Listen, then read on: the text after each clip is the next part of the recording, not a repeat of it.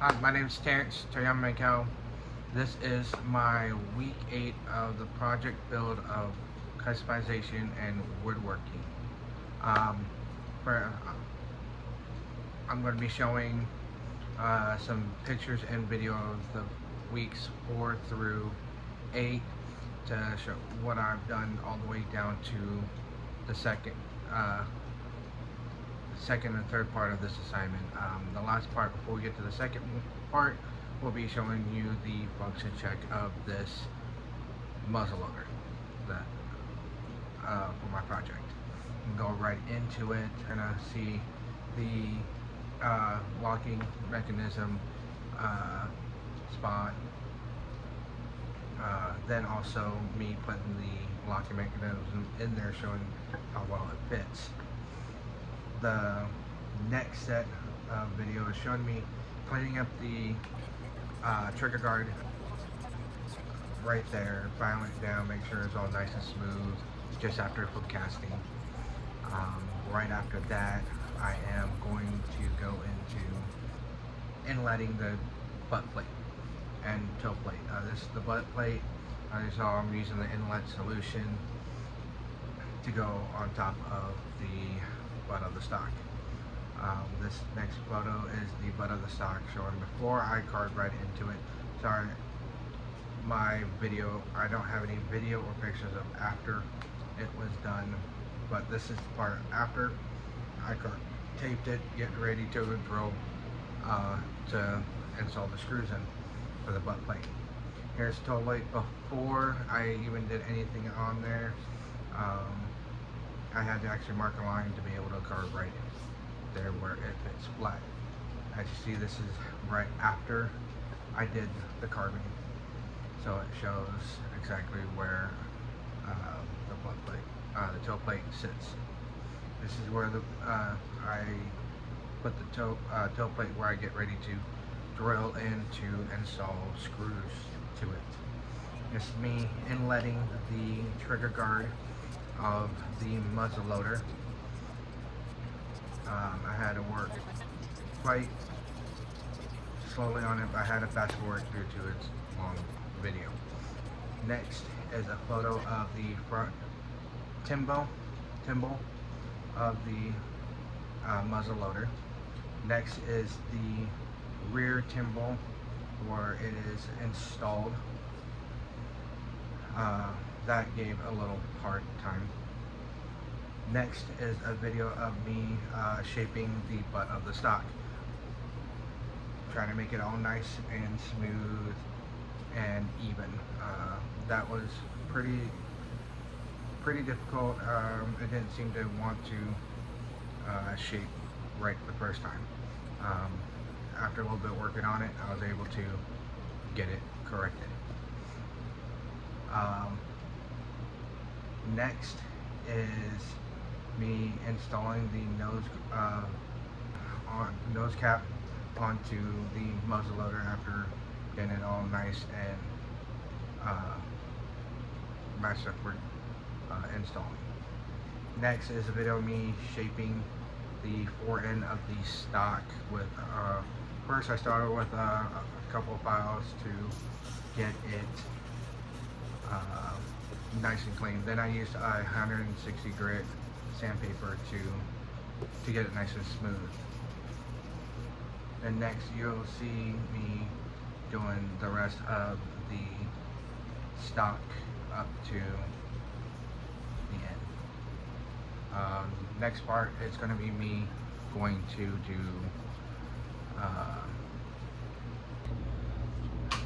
now you've seen all the 9 videos and pictures from each of the steps for the final assignment. Here's the showing about how the locking components and dry fire procedure is. See, here you go. Here's the locking mechanism. All pulled back. Dry fire works perfectly well. Even in the half cocked, nothing being pulled. Then all the way fully cocked back, and it releases.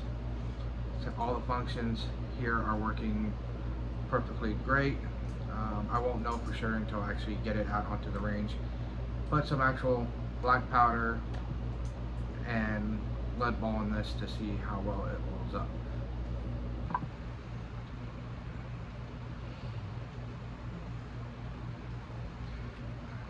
Now you saw part one of the project. This is part two of this final project assignment.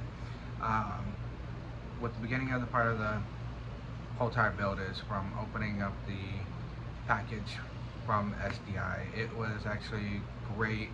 I was actually really looking forward to this part because it seems I'll be making something that could represent the Civil War. It's a muzzleloader.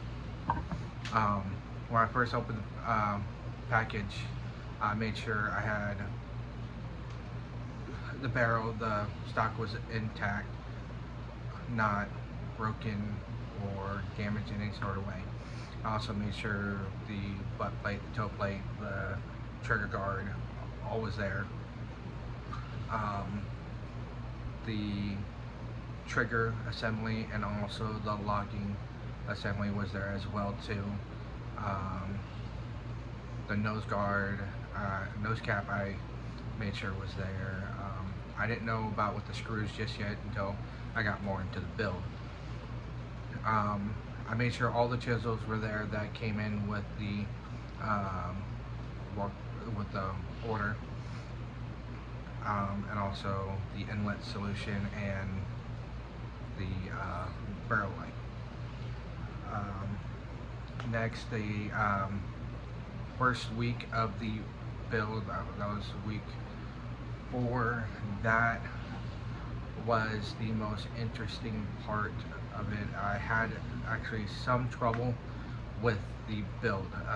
The shape, inletting the butt plate was actually pretty difficult for me, trying to get the right depth down on the stock without shaving off too much wood. I ended up messing up, and I was able to correct it. It wasn't too bad of a mess up.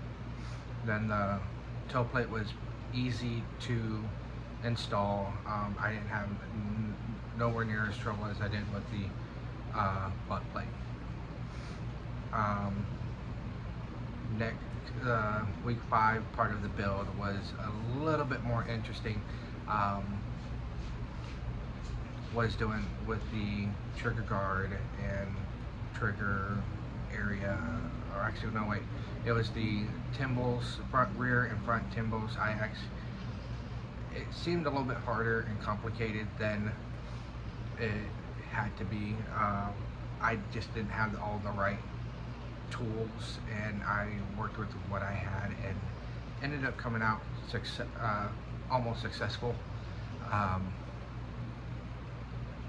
But it still, even with, and I didn't really have to inlet with the locking mechanisms because it fit perfectly, came out perfectly, so there wasn't really anything I had to do with the whole tire locking mechanism. Week 6 and week 7 was pretty easy with the inletting of the trigger guard, inletting the trigger assembly. I had pretty an easy time with that. Shaping the stock, shaping the fore end, that came out really nice. With all the pay attention to details you saw in some of the videos, I actually had a pretty easy time. I didn't really have to go above 150, I believe, and everything turned out perfectly, nice and smooth, rounded out, no sharp edges or anything like that.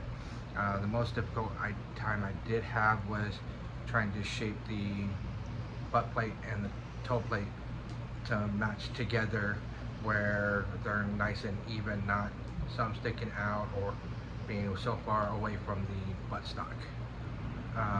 With the function check, that came out pretty simple and easy. As long as I had everything all put together, all tightened up properly, it all worked out great. With the steps to explain, are challenging.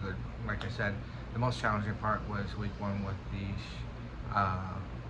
inletting the buttstock and shaping the buttstock area and making sure it was nice and even. The most procedures I would do that I would keep practicing on is pay attention to detail, making sure everything you do is correct. With pay attention to the detail is making sure you are not overlooking things.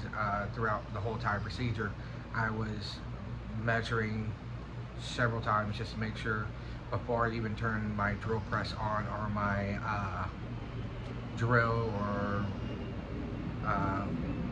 Dremel, I made sure where I was aiming at, where that drill bit was going, to make sure I was being accurate instead of just quickly going through.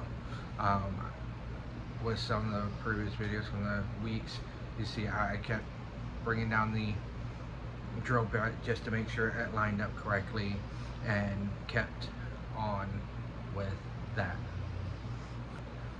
One further customization I would like to do would be more of the checkering process. I feel with going through this class, the checkering could give more grip, especially to a wooden stock. Instead of being all nice and slick, at least there's some grip to be able to hold the firearm without it sliding after every shot. That's one thing I would like to do, learn and practice more on. That would help me